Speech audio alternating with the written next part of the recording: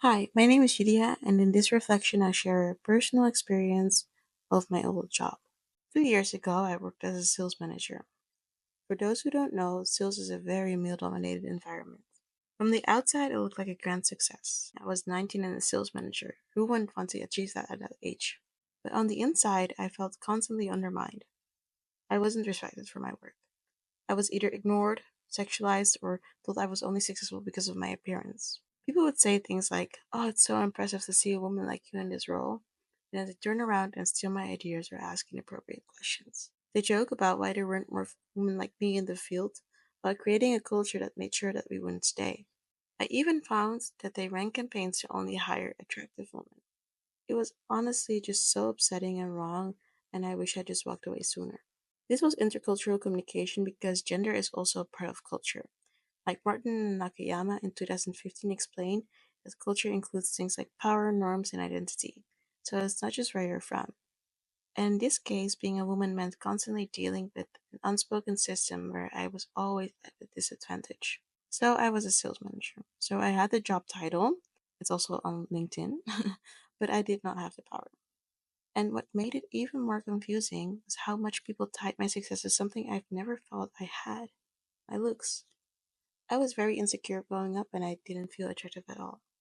I was an ugly girl comparing myself to supermodels at the age of 13.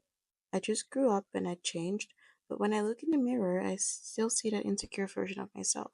So to hear people reduce everything I've worked really hard for to something that I don't even feel I own, it's kind of heartbreaking because I'm capable, I'm smart, and I'm driven, but I'm constantly treated like I don't belong.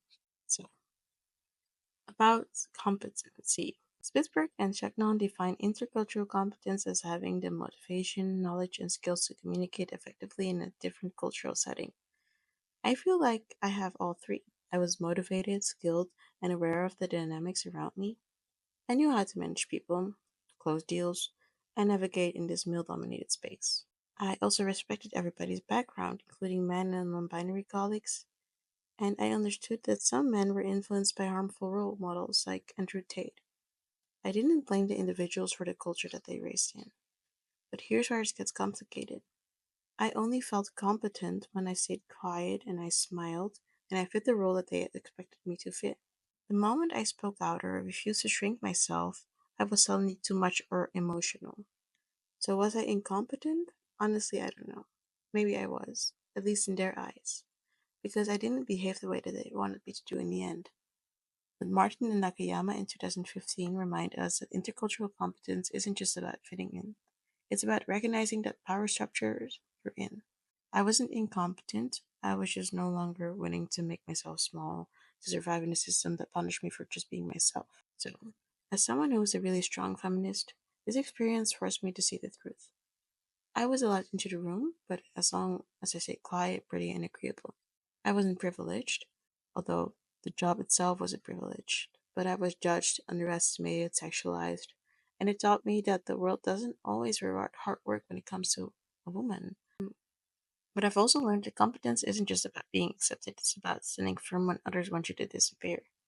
And now I see my value clearly, and I will never ever again shrink to make others feel comfortable.